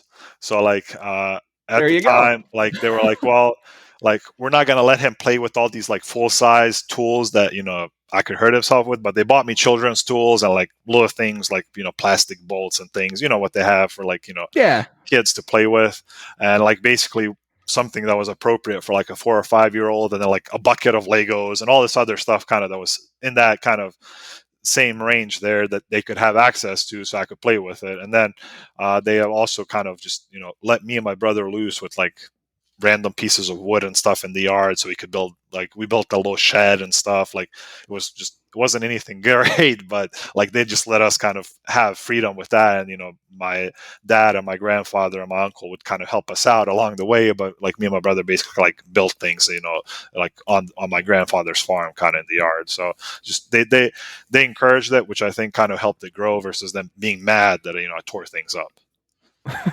That's good. Yeah, that's amazing. Yeah, I mean, sorry, I'm just picturing this table completely melting, and somehow, almost as if in a cartoon, you're just in the center of all the pieces. Yeah, no, that's pretty much kind of how it goes. Yeah, you just have to, imagine like basically one side of a table, just kind of, imagine it's not a folding table, but imagine like a folding table if just somebody folded aside. That's kind of how this one, where there were 2 legs that were loose, and it was kind of standing up on one, and then once the second one was loose, it just kind of dropped on its side, and that was that. That's amazing. Was that in America, or was that when you were? I don't know when you came to America. That was back in Bosnia. So I was born in Sarajevo back in '86, and I lived in Bosnia near Sarajevo until the early 90s. Civil War broke out in the early 90s. We moved to Montenegro, and then we moved to Serbia, and then we came here in 95. So that was like in the early days when I was very young, from the time I was born, basically until 92, where I would have been 93, about 6 or 7 years old. We lived on my grandfather's farm, and it was basically my grandfather's farm, and then my parents were kind of building a house on the other side of the land, the property, before the war broke out, and then like they were 90% done with the house when war broke out and we had to leave. So we never actually ended up using it. But I mean, that's just another kind of life experience. Then went to Montenegro and lived with some cousins there, and then went to Serbia, and then got into a refugee program, and then came here to North Carolina in September of 95. So I've been here for, now it's 2021, so it'll be 26 years, this September that I've been here. So I was 9 when I came, so I've been here longer than I was there, but I was born there. Serbo-Croatian was my first language, and I learned English basically from the end of 95 to the beginning of 96, like in elementary school. Wow, that's really fast. That's an incredible story. It's much easier to learn a language when you're a kid versus, even like a high schooler. Like when you're a kid, especially if you want to make friends. So like me and my brother were in elementary school, it was just me and him. And there was one other kid that spoke Serbo-Croatian at the time. So that was like just the three of us that could, spend time together because we couldn't understand anybody else and they couldn't understand us. So that's a big incentive for you to learn another language. And then the school kind of helped us out with that by basically just putting us in ESL classes for the whole day. So we started school in October, and by January we were in regular classes, just because there's just that big incentive. Whoa. And then like young minds are much easier to mold, than older minds. And, it was kind of a quick process, and, I'm grateful that I was able to pick it up that quickly, because I know like in high school, I took German for 3 years, and like you and me both, dude. Yeah. Me too. Yeah, and I used it a little bit visiting Germany like once in high school, and then like a year after I graduated, I remembered like 0 of it. Like no German was retained. Yeah, I'm kind of the same way. Tristan probably remembers a ton. He's got like eidetic memory, so. I sadly also inherited my dad's ability to learn about 60% of a language and then forget it like I set it down somewhere. But I did happen to go to Germany twice, so I got a little bit more cementing in than maybe other people. But and exposure is helpful. That's kind of like the thing that helped me in elementary school was just being fully immersed in that experience and just having all those people around me that spoke English. So it was like, if you want to make friends, like this is how you're going to make friends. Or if you want to just understand what's going on around you, you're going to have to know English. And that's being exposed to that every day, all day, kind of helps move things along. Yeah. Easy motivator for sure. Yeah. Oh yeah. So it helps out. So, I mean, I could spend, we're not a podcast about that kind of stuff. I could spend hours just asking you about your story and your coming over. Biography. Your biography. Graphical podcast. Maybe if we can get together at Road America for a beer or something this summer, we can talk about that. But let's hopefully, hopefully things will be a little bit lighter as the summer moves on and the situation improves. So. Yeah. I want to kind of jump back into car culture though, and kind of take a. Man, you just owned that water bottle there, dude. That was great. Incredible. Have to keep hydrated. That was like a party trick right there. Yeah, holy shit. Have to keep hydrated. Yeah. So let's just broken lizard the whole bottle. What is that? Is that Beer Fest with the boots? Oh my! Actually, I played rugby in college for a little bit, and we did shoot the boot. Yeah, Tristan did too. Yeah, with Philip, yeah. So he knows probably. He'll fill up the booth with beer and chug it. So I'm familiar with that process. Oh my god! I've been telling you guys, Serbs know how to drink. You don't believe me? Yeah. That is very true. Wow, it completely threw me off there. I won't bring up spring break, Nick. It's fine. Sorry. Again, when we meet up with them at Road America and we're having a beer off without microphones. Yeah, sure. Let's take a like the 30,000 foot view on just car culture. So, like, do you think car culture is most influenced from like the masses to the media, or from the media to the masses? Like, who is controlling the story and the way it moves, the way it ebbs and flows? I mean, it's kind of a non-answer, but I think it's a combination. So you can definitely push some stuff from the media side, and then some stuff just comes from the masses. So it's a combination of both, and I think that like the link in between is influencers, basically. So it's people that do cool stuff with cars. So like you can have magazines write about something and it'll push a certain narrative, and car enthusiasts may pick that narrative up and start to repeat it just because they read it in 3 or 4 different publications. And then you may also have car enthusiasts, especially younger car enthusiasts, that'll start a trend that'll kind of spread on social media, and there'll be pictures of it, videos or whatever, that publications may be like, well, this is popular, so we should write about it. And then that kind of, makes that, whatever that thing is, makes it bigger. And then in the middle of that, you have kind of automotive influencers that can control the message directly to some extent. So people like Ken Block, for example. So he is a person that has the resources and has the backing from large companies to be able to put out a specific message. And he has the audience and he has the team behind him to be able to craft that message and spread it to where car enthusiasts are hyped to see it because they follow him and follow his brand. And also his people are able to push that out to various publications, give them access, give them details about stuff to these publications, or even YouTube shows, will write about it or record about it. And then that'll push a certain message. So there's a kind of a blend of things, but I think that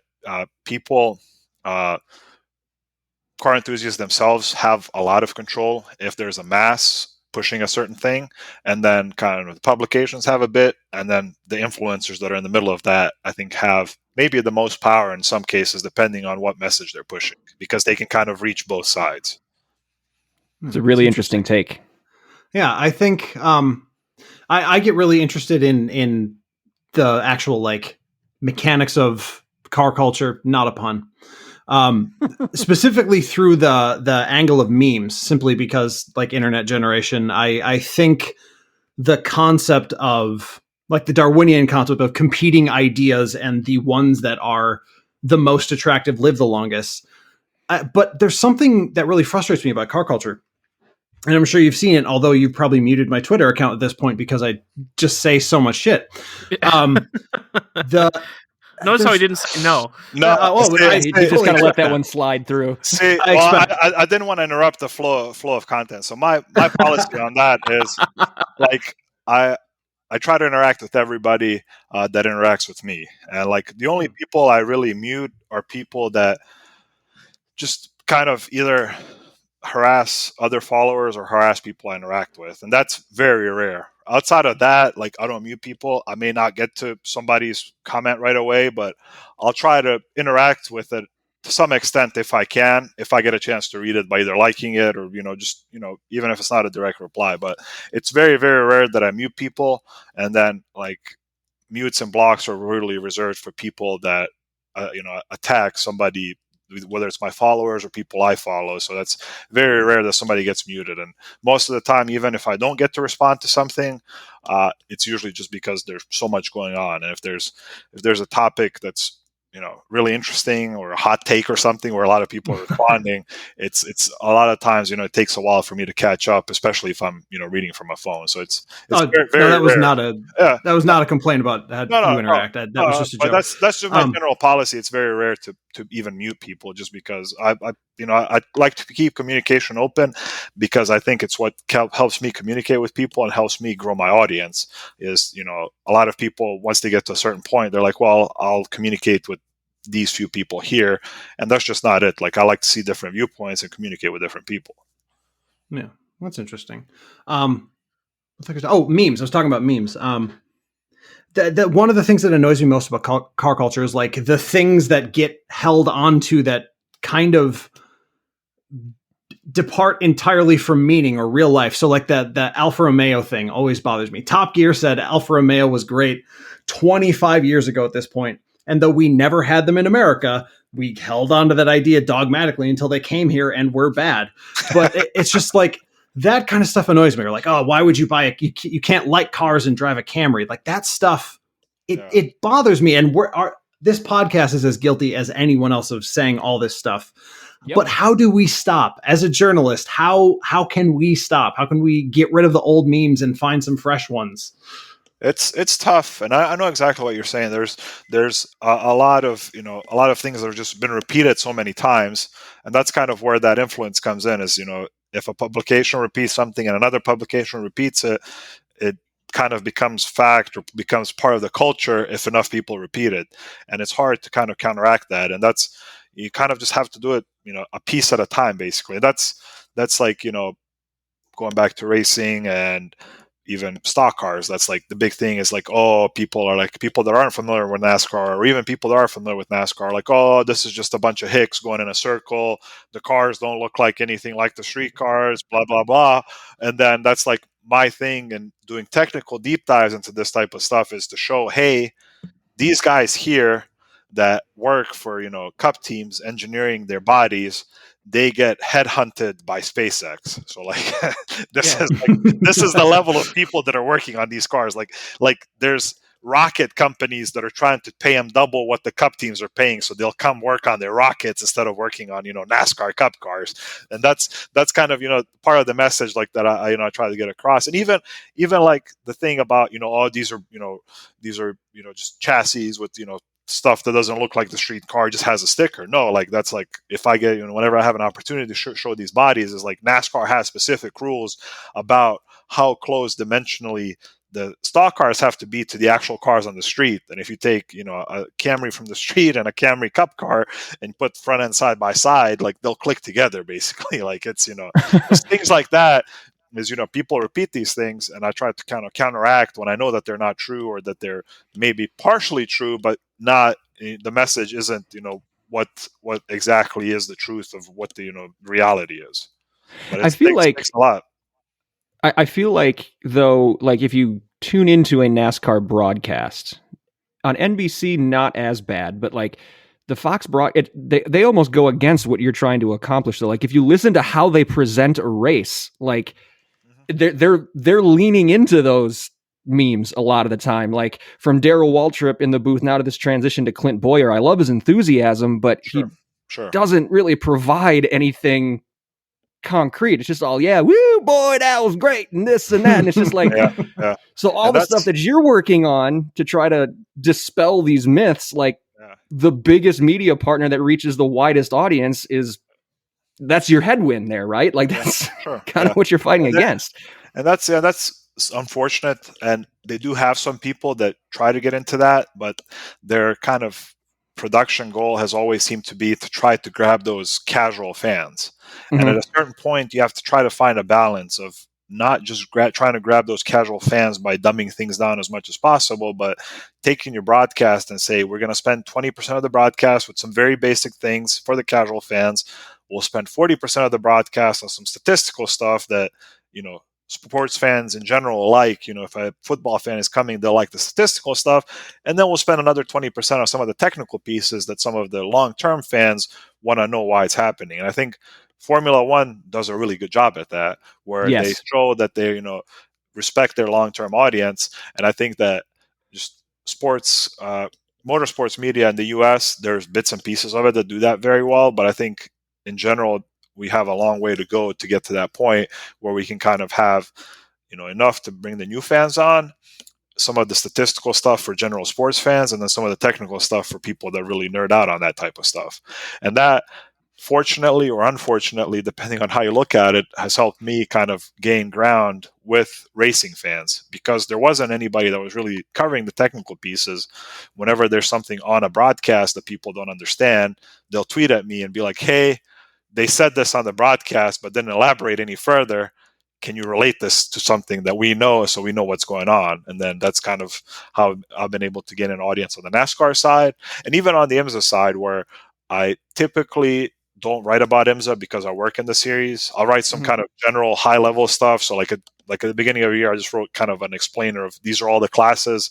This is roughly what technical stuff means and what horsepower they have and so on. But other than that, I don't really get into details. But during the races, I'll try to provide background on anything that's not really like secretive to our team or to any of even our competitors, because I try to respect what's going on in the pits. But if there's a general technical question that somebody's confused about what's happening in the race and I have access to be able to tweet about it, I'll tweet about it while I'm in between pit stops in a race to try to help people understand, because that helps grow the audience. It's a good point. It's such an interesting dance that you seem to kind of effortlessly do well. Yeah. Unlike Irony. your attempt at that word. Irony. Ironically, the word effortlessly took a lot of effort right there. Yes. And to their credit, IMSA, which is owned by NASCAR, both on the IMSA side, IMSA has reached out to me to do stuff for them, like this Lexus thing, to try to connect the racing to the street cars. And NASCAR Digital themselves have reached out to me to do some work for them. We've had some discussions, but haven't really, gone into deep stuff there. But to their credit, both series have reached out directly to try to figure out some way for us to work together, whether it's writing up some stuff for them or for them to provide resources for me to be able to, do stuff on social. So they have noticed that people are interested and they are trying to go in that direction. It's just time and resources and getting there. Interesting. So stay tuned, essentially. Yeah. There'll be more stuff coming. I like that. Just briefly, I'm curious to hear your response to this. Earlier in our season, we talked about the Gates and Ladders pieces by Jack Baruth on Haggerty, where he was just laying out the argument that the old people, of which we all are now, ruin car culture for young people by being jerks. That's essentially. Yeah.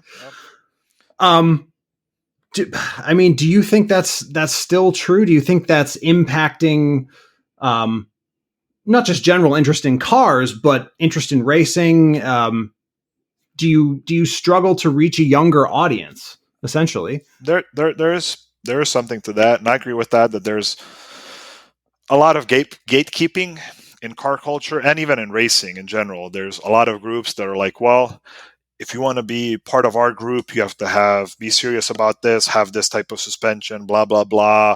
And that, there's a lot of gatekeeping from a specific car brand or specific type of modification, or, people are like, well, we only do track days. We don't take these guys that are hella flush seriously or whatever.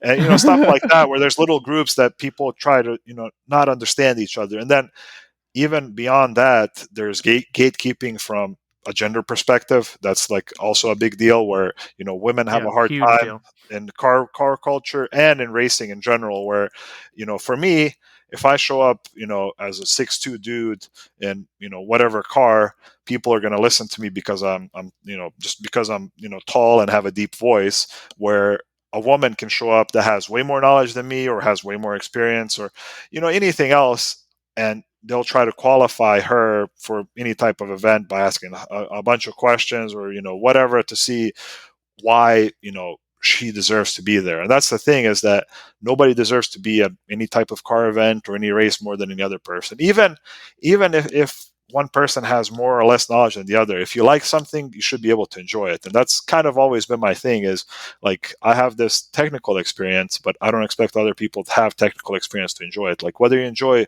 cars from driving them, whether you enjoy cars from making illustrations from them, maybe you've never driven a car, you just like to draw them. Like, that's also a car enthusiast. So like, that's like, so like my aspiration has always been to reach people from whatever perspective they have of cars. If they're interested in something where we can make a connection, I'll try to enjoy what they're sharing and then try to share my stuff with them and try to welcome them in my community. But unfortunately, going back all the way to, very old generations, people that, are, maybe in their 50s, 60s, 70s now, that, drove around muscle cars, them trying to kind of gatekeep from us, and then our generation kind of gatekeeping from the younger ones, and then, various, gatekeeping from different genders or whatever it is. There's a lot of that goes on that I think that's impacted how the younger younger people adapt to cars and racing in general. And I think that there needs to be more open, and that's why I try to interact with a wide variety of people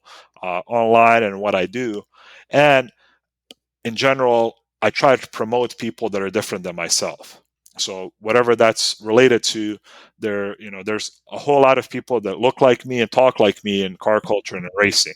And then I try to bring people up, if I can use whatever stage I have, however small or large it may be for whatever topic it is, to try to bring up people that are different from me. So whether that's just retweeting someone that's doing something different that may have a different background than me, or even like the Twitter Spaces thing we talked about. So like I could have brought on 8 pit guys that are dudes in their 20s and 30s, and we could have talked for hours. But my goal there was specifically to bring people of different backgrounds, different places in the industry, different genders, different ages, and then we have kind of a range there now of a bunch of different people, so we get a bunch of different views. And some people that my audience may not have been exposed to, they'll be exposed to now, and their audience might be exposed to me, so we kind of share that. And that's always been my goal, is to try to bring as large of an audience as possible, the message of everybody that's interested in cars or racing. Mm-hmm. Where do you think, where do you see the Racing Spaces thing growing? What do you think it's headed, essentially? I really don't know. So I'll tell you guys how that started. So during the Daytona 500, Landon Castle and Parker Kligerman hosted a clubhouse room where they discussed the race and then other random stuff. So I was in that room, and Alanis King was there.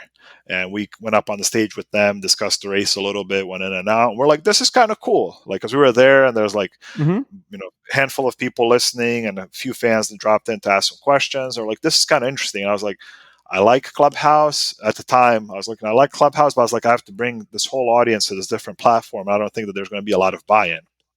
And then I heard about the Twitter Spaces thing, and it's basically Clubhouse, but on Twitter.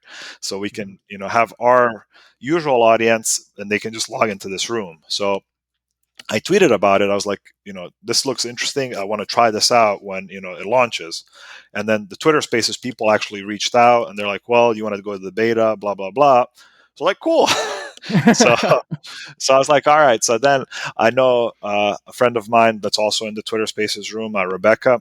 She kind of follows all this trendy stuff on social media. So I talked to her about the Twitter Spaces thing, when we were tweeting about it, and she's like, I want to test it out as soon as it's available. So the Twitter Spaces people gave me that access. So I reached out to Rebecca. I was like, hey, you want to do a little trial run and see how this goes? She's like, yeah, let's do this. And then I reached out to Alanis, because she had, I'm good friends with Alanis in general. And then she had been part of the Clubhouse thing. So the three of us were like, well, let's do a trial run. And then some of our other friends, we just kind of spread the message. They're like, well, we'll join too. And then that first time we did it, we're just kind of playing around with it just to see what it's about. And we had, at one point, I think we had like over 100 people just dropped in. And we had kind of our core group of friends and colleagues that were kind of leading the chat. And then basically from there, they were all like, well, we like this. We'd like to do this more often. And then we kind of picked, 8 people to kind of do it from week to week, plus others that pop in. And then other people just kind of heard about it. So we did another one, and then drivers started popping in, media people started popping in, crew members started popping in, and now it's just kind of become its own thing. So now we're at the point, where we just kind of have to try to keep it organized. So, and then figure out what to do from there. So we don't really know what we want to do with it, to tell you the truth. We have this core group of people that's going to participate in it every week. We have a little group chat where we kind of discuss this stuff, and then basically have like a planning document now where we try to plan out topics. And for us, it's mostly a thing where we can connect with fans or other people in the industry and do it on a public stage, to kind of just spread news about the sport and try to get people involved and try to get people to feel like they can reach people that they may not be able to typically reach. So like drivers, we've had Cup drivers, Xfinity drivers, IMSA drivers, IndyCar drivers like drop in, that they're usually, especially now during the pandemic, fans haven't had access to them. And now they can come, to this chat and ask questions. So there's value for everyone. And, for us, it's more of a fun thing where, we get to basically do what we do anyway, privately. We just do it publicly now, so other people can, see what we're talking about, plus help some of our colleagues get exposed. So if it's, a driver from a smaller team or, something that's interesting, they can kind of talk about their stuff and just share our opinion, like, about different topics. So like there's, a bunch of, different things. Like, sometimes it's just random things like wings and spoilers, where we all know kind of what the right thing is from a technical standpoint, but it's more so just to have fun and just, go back and forth with each other, where somebody's kind of doing something just for the fun of it versus another person discussing the technical aspects of it. So we're going to keep doing it and see what happens, kind of. And that's, just basically just play it by ear and, let it kind of become its own thing and then figure stuff out from there. Without the social clout, it actually sounds pretty similar to our premise. Basically, actually, you're saying you stole our idea? Yeah, sure. Why not? No, yeah. I'm saying it's not an idea that can be stolen. I think it's something that a lot of people, hey, we do these discussions in private. Maybe people would be interested, and obviously, a little bit different level with you guys, but because we don't know anything. We don't know anything or anybody. Well, that's the thing is, everybody has a different approach, and you talk to people one-on-one, where you guys have a discussion between yourselves that you would usually discuss, and then bring in a guest like me, where you kind of get background and a deeper story on that specific person.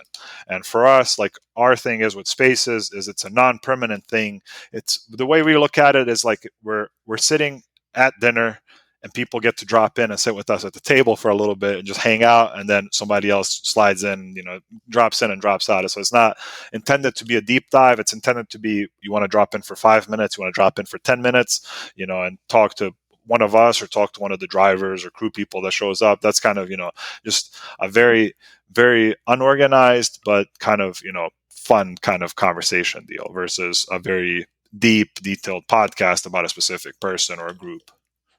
Yeah, no, I'm not going to lie and say I tuned in, but that's only because I don't actually use Twitter, and Twitter does not push that out to anything else yet. Yeah, it's only mobile. Yeah, it was only iPhone when we started. Now it's iPhone and Android phones, but I think web access is still, I think, a few weeks away. But that's the cool thing about the Twitter Spaces. Like, their crew reached out to us because they saw that we had kind of one of the, good use cases for this beta period. So they reached out to us. They're like, give us feedback, like whatever you guys like or don't like, tell us, and like we'll use that to make it better. So that was really cool of them. And they've had like the engineers from Twitter Spaces.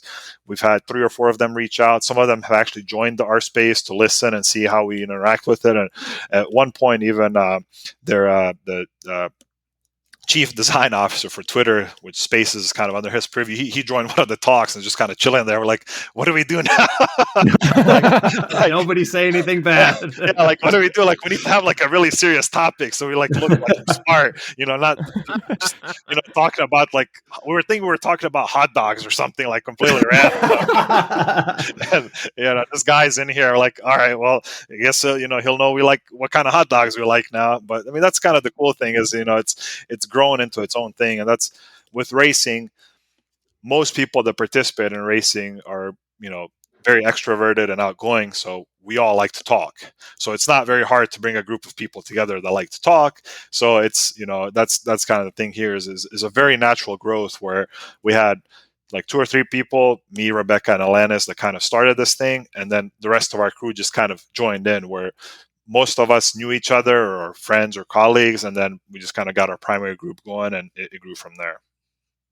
That's awesome. I'm so interested to see where it goes. It feels like something that's got a lot of legs. Potential and momentum. Like it's got the 2 good things at the same time. Sure. Yeah. I mean, it's cool. I mean, we're honestly surprised at the response and the people we've had join, from, just even the first week we had a bunch of people join that we weren't expecting, because we figured it would be like a dozen of us, just talking back and forth, but it ended up being, over 100 people, and listeners, asking cool questions. And then we had, later on, we had Cup engineers, IndyCar engineers, and then Cup drivers, IndyCar drivers, and IMSA drivers. There's just people popping in, and that's the thing is we want to create an environment where communication is open, but also create an environment where drivers can feel safe that they can drop in and say something that they might not say on official channels and not get in trouble with their PR people. So it kind of, works in all directions. And so far it's been successful. And I think that's part of why, it's had some momentum.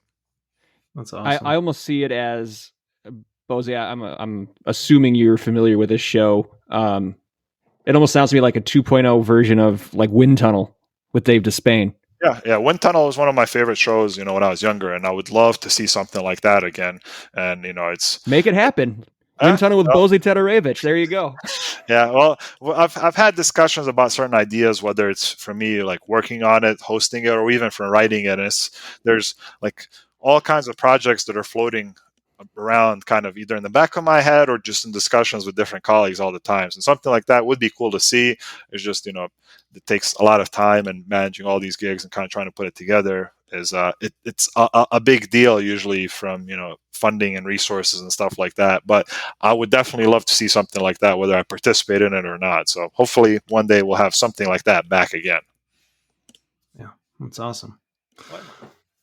I mean, we've already talked about most of the stuff you cover on your socials, which is everything, but I don't know that I've ever seen you tweet about music. That's kind of just, I don't know. I don't have any like very special taste or very specific taste. I was actually talking with a friend of mine about that today, Trisha, who's on Twitter Spaces. We're discussing this today, where like I'll listen to a variety of music, and I'll get on 2 or 3 songs and just listen to them for, like a few days or a few weeks at a time, just because I enjoy the beat. And that's kind of like my thing. So I listen, to everything from electronic, techno, dance music to hip hop. Like I like things that have a good beat, but then also listen to like a lot of random stuff. So like right now today, I think the thing I listen to most frequently in the last couple of days is from the movie Dirty Dancing. So from Dirty Dancing, Time of My Life, that song. So it's not Really? something you would expect. Yeah, you would expect. But that's the thing, is like, it's a lot of things in my life have like a connection for, certain things. So we had a conversation about Dirty Dancing the other day, and then like I'll connect certain things to certain events or certain movies. So I remember that song from that movie, and for me, like that song had like, in the movie, because of the scene and where it happened, like it had a lot of hype, like around it, because it was a positive moment.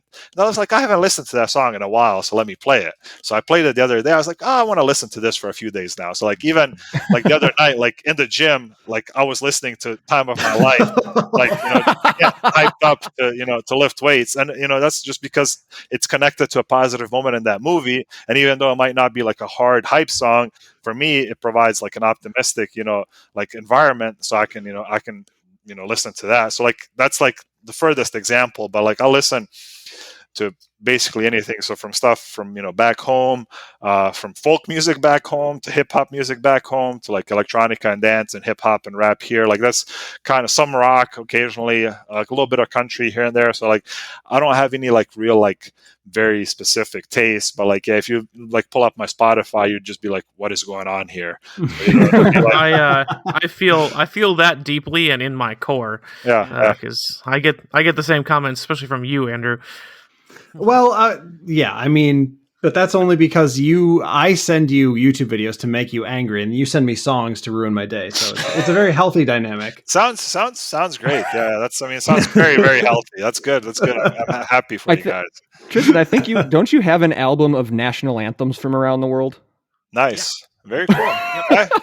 I never know. I mean, what stuff you get into or what you find. It's it's just a mix of different stuff. But like my playlist for the past week, like that song from Dirty Dancing, then like a couple of folk songs from back home from Serbia, then like a hip hop song from Bosnia, then like some Nelly, and then let me see what else I got here. ZZ Top, then Taylor Swift, then Big Timers, and let's see what else we got here.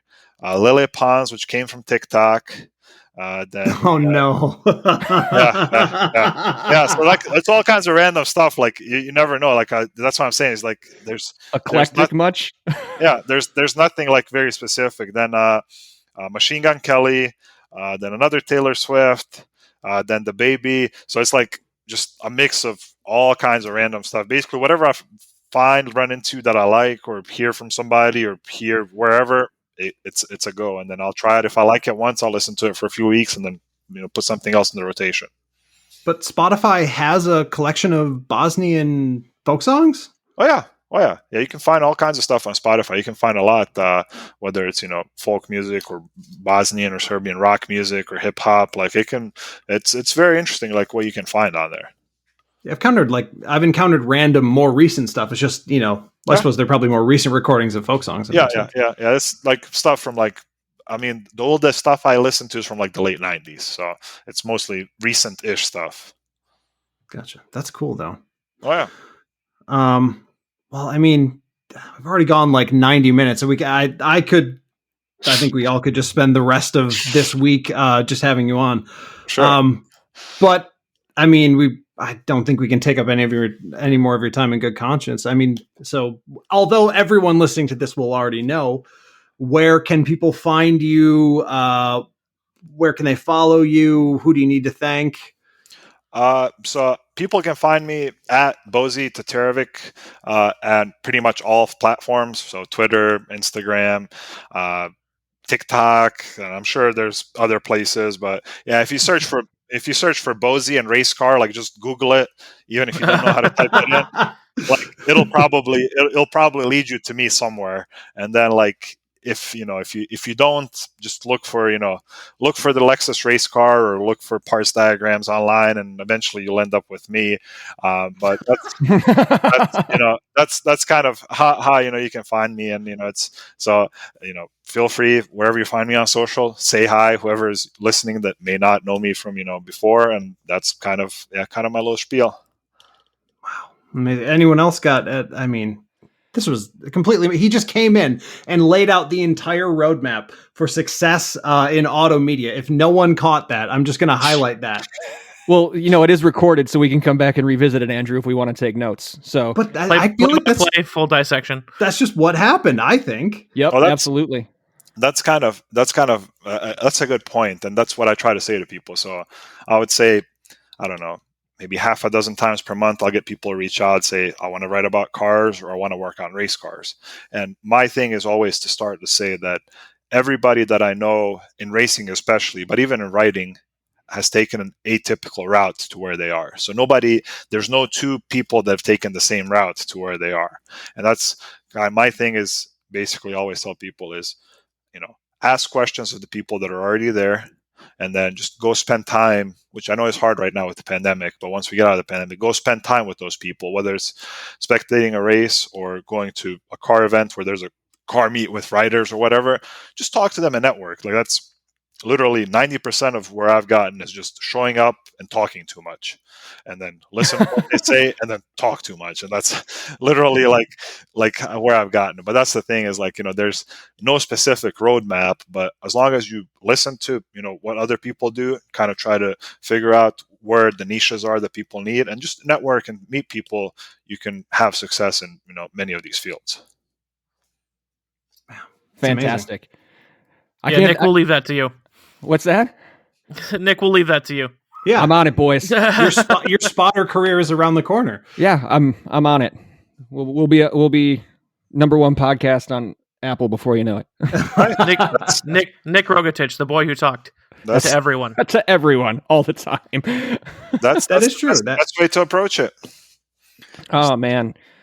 But I can't, that whole thing from Bozi, I can't think of a better way to end this deal. So awesome. Well, I appreciate you guys having me on. It was a really good time. Good. The intro just kind of sealed the deal. Just put everything off. Put everything and then just downhill from there. No, it made things flow smoothly. That's what I'm saying. You just brought me up to another level. I was like, yeah, I'm excited now. I'm hyped. The adrenaline's here. Let's do this. But no, definitely, great talking to you guys. I like when there's just a natural flow and back and forth, and it's not formulaic. And that's kind of what tonight felt like. So it was very cool to join you. Awesome. Thanks. Hey, we can't thank you enough for being on here, and we can't thank our listeners enough for listening either. So You can reach out and find us on Facebook, Twitter, and Instagram. You can search Check Engine Podcast for Facebook, at Check Engine Pod for both Twitter and Instagram. Many thanks to mechanic and car media extraordinaire Bozi Tatarevic.